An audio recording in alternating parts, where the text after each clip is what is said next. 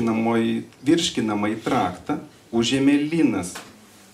Galų gale, po dar ilgesnių nei ankstesnėjų pasitarimų, kurių metu atlėkdavo ir nulėkdavo aibė įvykių, triukšme apmirštantis nuo įsiūbavimo, buvo nutarta veikti akis ir vaizduotę. Štai kaip viskas buvo. Scena įsirėžė man į atmintį taip, kaip tik gali be paliovos tolstanti scena. Karininko įsakymu, vienas jūreivis įsiropštė į stiebą ir parodė pacientui lėkštę pilną nupjautų žiurkių uodegų.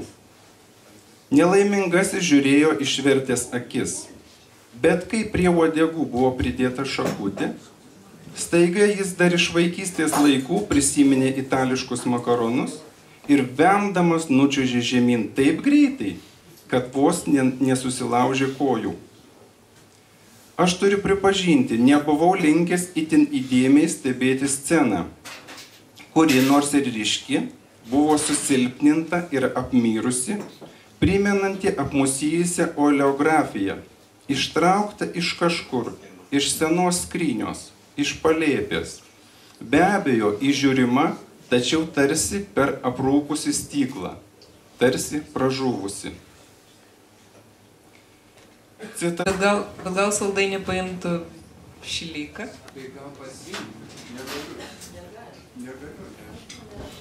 Damai kokį įteiktumėt? Nu, man įteiktų saldainį.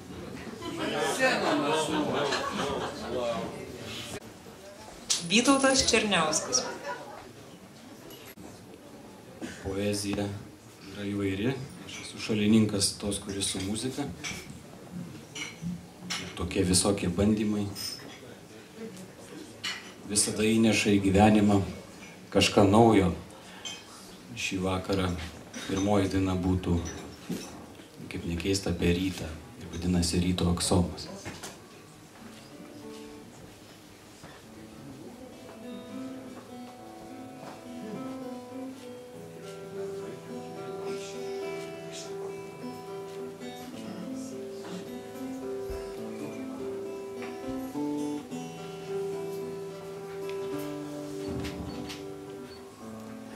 Ryto aksomas byra iš lūpų,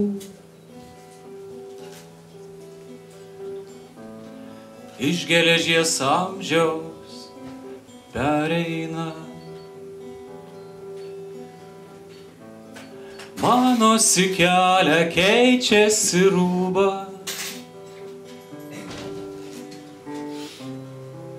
šalia numylėtos keliasi. Anksčiausią valandą žodžių šerkšnas, upėtakių vingiai siaurų geležinkelių, liejasi prieš akis ir merkiasi. Dar kartą merkiasi tobulai švinta. Ryto žara tavo skruostuose, iš valandų pereina kūnais, šalia lelijų veidą prausiasi, įtrindama žodžiais gaivumą. Aukojimo demonai Čiurlionio paveikslų, nuteka sienomis sukausto žvilgsnį. Matau tave ir užsimerkdamas, ant tavo skruostų taip gražiai švinta. Ryto aksomas byra iš lūpų, iš geležies amžiaus pereina. Man Manosi kelią keičiasi rūba, šalia numylėtos keliasi.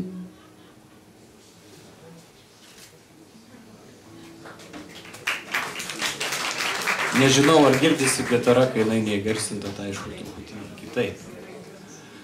Kai pas mus Merkinėje viešėjo, jisai ten gyvena, Stasys Stačiavičius ir poetas iš Punsko kraštų Sigitas Birgelis, jie paliko man tokį puikų įspūdį, ne tiek puikų, kiek sužadino tą smalsumą, kokiagi yra ta Jotvingių žemė.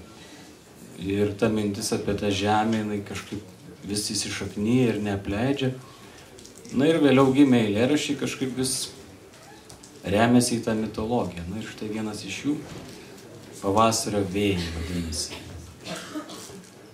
Pagausiu tave, pavasario vėjų, medžioklėje kurtais užlodė žvėris, jų dvasios paklydusios šamanų palėpėmis, pabeldus į medį atvirs žvėrimis.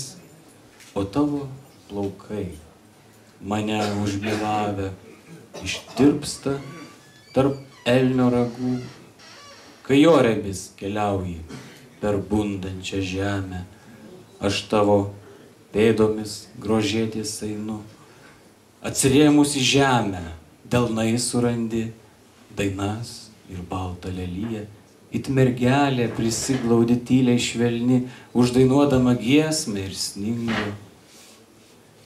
Tavo akim gilus liūdesys, pakildamas Griunvaldo vėjais, iš balto į baltą vėl atvirsti, pavirtusi ievų žydėjimu.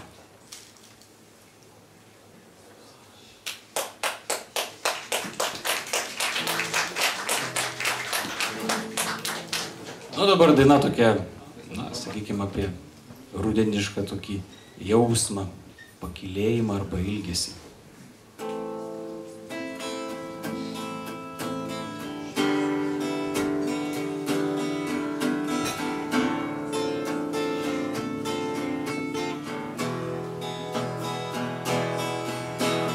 Lapų žeberklai perbraukia odą, ištrykšta ruduo iš širdies, o aš aguonomis brisiu prieš vėją, kad vėl pamatyčiau tavo akis ir atidengsi tu delnus į lūpas, pajutusi, kad vėl ruduo, kava sutrupėjusio cukraus sekundėm ištirps, o ištirps nejučiom ir lapai atneš,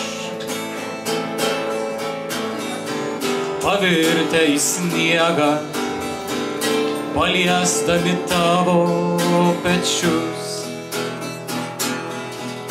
Ištirpusio laiko aguonas ir vėja, kuriame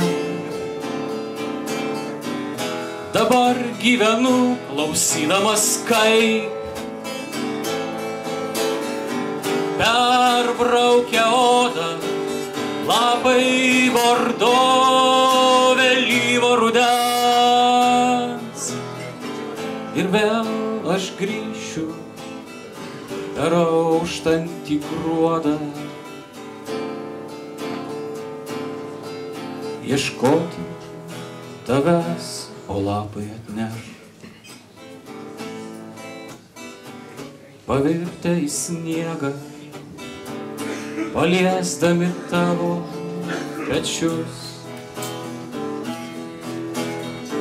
Ištirpusio laiko aguonas ir vėja, kuriame dabar gyvenu. Na ir tiek.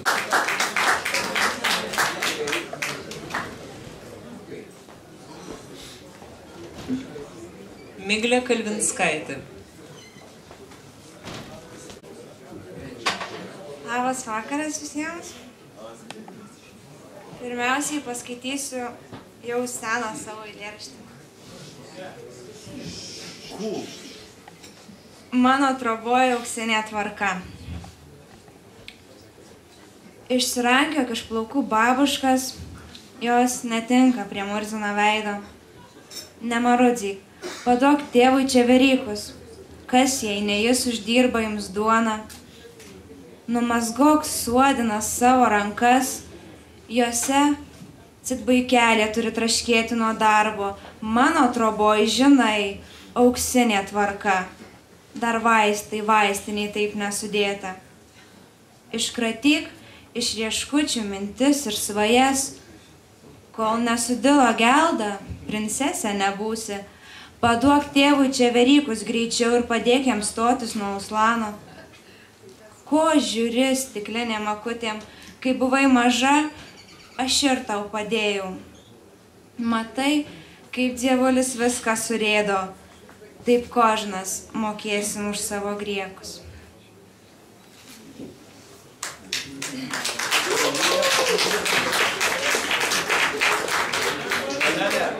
Nereikėjo ryti vaistų. Kitas eilėraštis. Apžioju saulę rytais, rituosi į rytus, pagriebus gojų, už kojų, tempiu, kai kvatoju. Velnio žaidimas tas rimas į klešnę prievartą trinas, o aš per gojų į rojų nešu našlaitį į rytojų.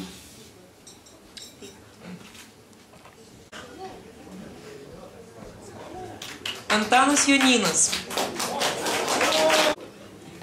Sveiki. Antanas Jonynas skaitys ne savo tekstus, skaitys sausio, taip, kaip sakau, spalio 1 dieną būtų sukakę 70 metų Algirdui Verbai.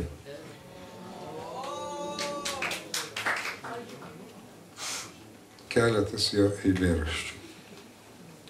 Senovės Romos katakombos, krikščionių mūsų vieta šventa, ir tarsi nesusprogus bomba ten kaukolė, taip iššiepta ir išsilydžiusi malda, sustingusi ant urvo plytų, lyg ta pačia skaudžia gaida, kas rytą man gaidys praplyštų, sugriuvę, sutrupėję laiptai, užgesus pelenų liepsna, šypsniai šventųjų išsiklaipo mūsų mylimųjų šypsena be lūpų, be dantų, akių, ten kaukolės po vieną išmeta, tave su abitu sunkiu, bučioju tarsi šventą išmatą, tai katakombose nunėrė šikšnosparniai šventus raštus ir vėl legionieriai plūste užplūstantys kraštus.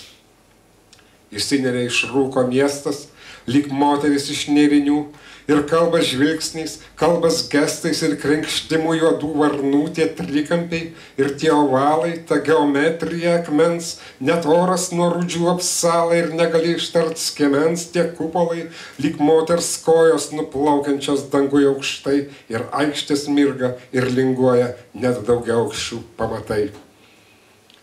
Ak, tie dūdų orkestrai vėl į kalnelį nubliaus, dėjau ant jų aš skersą, dar pagyvensim, brolau, nors žvanga mano pūsliai, tarsi auksiniai akmenys, nors smauks nueiti keliai ir surūdyje atmintys, dar gatvėm užteks vardų, karalių ir kunigaikščių, minioms šūkių šventų, skrajojančių viršum aikščių man pačiam, tų sekundės skrydžių, kuriais esame tik gyvi, aš norėjau numirti ant kryžiaus, o greičiausiai teks pagriovy.